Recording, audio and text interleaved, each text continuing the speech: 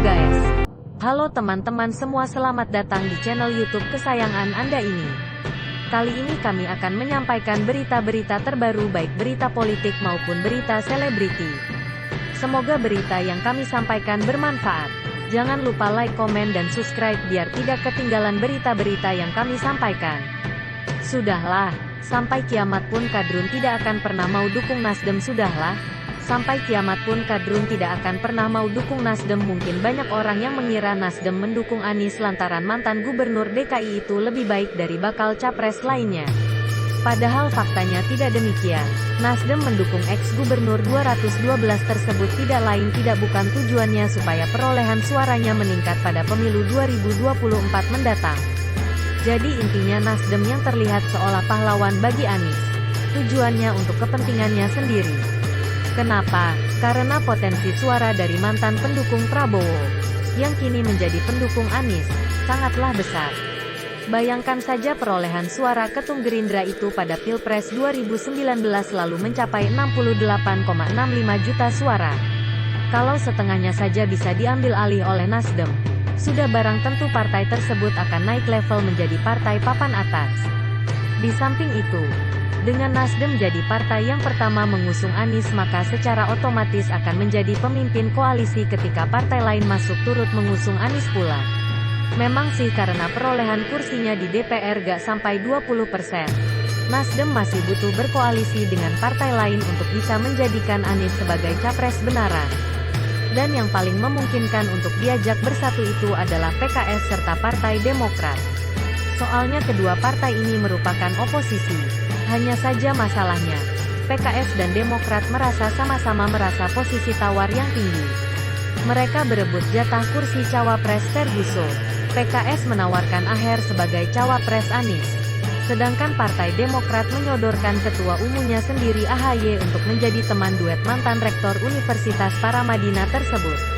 Dan posisi cawapres ini sama pentingnya bagi kedua partai itu. Lantaran dengan kadernya jadi calon Ridua, maka partai juga akan mendapatkan limpahan suara atau koatail efek. Sementara Nasdem tentu berharap cawapres Anies bukan kader PKS atau kader Demokrat supaya suara dari para pendukung politisi yang terkenal dengan gubernur, tata kata itu seutuhnya milik Nasdem seorang. Melihat situasi dan kondisi yang ada saat ini juga, PKS dan Demokrat ujung-ujungnya tetap berkoalisi dengan Nasdem kok meski cawapres Anies bukan kader mereka. Kenapa demikian? Karena kedua partai tersebut tidak ada teman koalisi lagi atau tidak ada pilihan lain. PDIP sudah jelas-jelas menolak berkoalisi dengan PKS dan Demokrat. Sedangkan Koalisi Indonesia Bersatu, KIP, sudah jelas kerjaannya hanya menunggu arahan dari Presiden Jokowi siapa yang akan diusung. Celakanya, semua partai yang lolos ke Senayan diwajibkan mengusung capres. Tidak boleh lagi jadi partai penyeimbang seperti yang dilakukan oleh Partai Demokrat pada Pilpres 2014 lalu.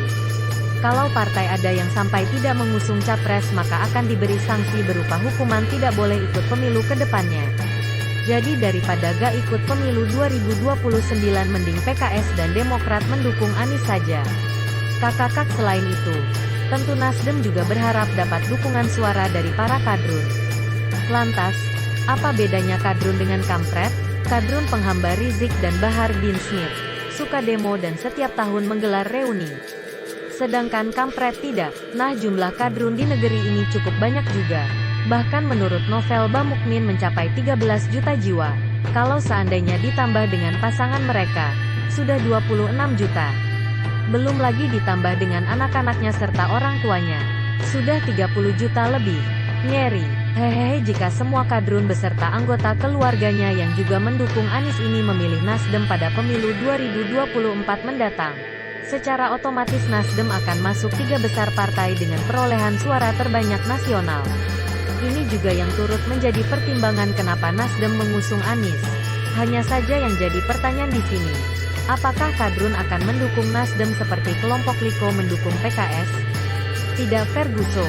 Alasannya, pertama, Nasdem bukan partai religius seperti PKS. Sedangkan mereka suka hal-hal yang dibungkus pakai agama gitu. Meskipun akhlak kadrun juga gak baik-baik amat, seperti suka kencing sembarangan di bawah pohon. Kedua, Nasdem pernah mendukung Ahok.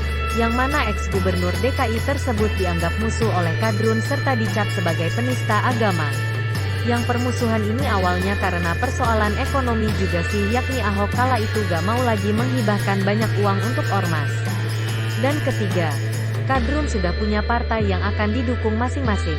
Seperti PKS dan Partai Umat yang lagi berjuang supaya bisa ikut pemilu. Kecuali kalau Paloh mau hijrah pakai gamis seperti Rizik serta jadi anggota FPI atau Front Persaudaraan Islam. Bisa jadi Kadrun mau mendukung Nasdem. Tapi itu gak akan mungkin terjadi. Karena Paloh jiwanya bukan di situ. Tapi jiwa Om Brewok itu adalah nyari cuan.